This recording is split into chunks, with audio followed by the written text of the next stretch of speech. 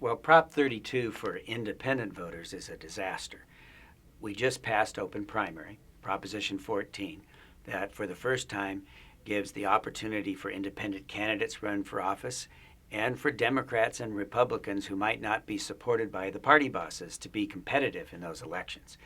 But what Prop 32 would do, whether intended or not, is allow corporate contributions and union contributions to go to political parties, allow them to go to independent expenditure committees, but not allow corporate and union contributions to go to individual candidates.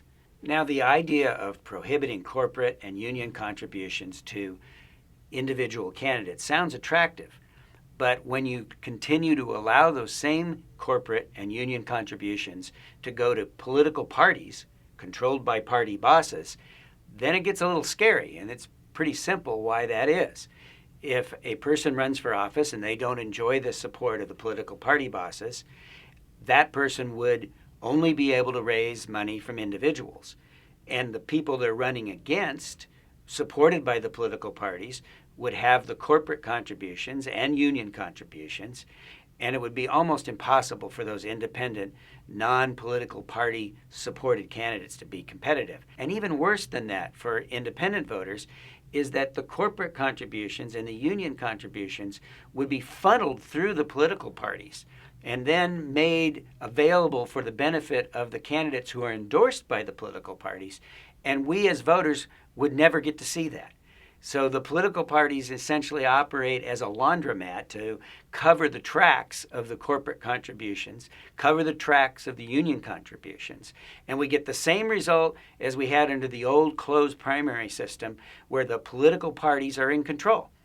So whether the authors of Prop 32 intended this to be the case or did not intend it to be the case is really not the point. The consequence of Prop 32 is to concentrate more political power in the hands of political parties and the political bosses who run the political parties. The consequences of Prop 32 is to mean that political contributions made by unions, made by corporations, can go to independent expenditure committees, but they can also go to political parties. The only prohibition would be to go to individual candidates.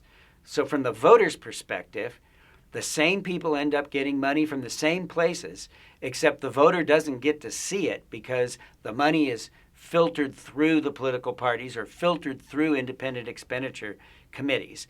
And the only people that are affected are the voters who don't have as much information and independent candidates or Democrats who are not endorsed by the Democratic Party, Republicans not endorsed by the Republican Party.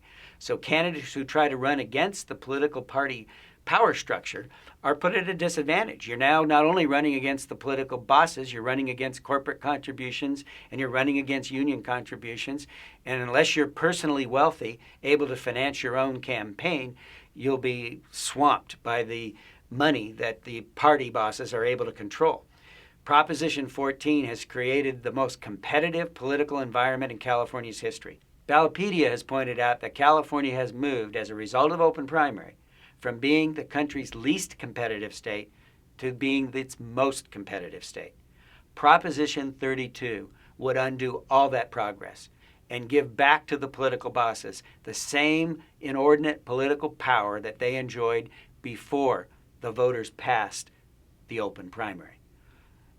Proposition 32 means concentration of political contributions from unions, political contributions from corporations in the hands of the political parties, and diminishes the ability of independent candidates and independent voters to have influence over the election process. It's a giant step backwards.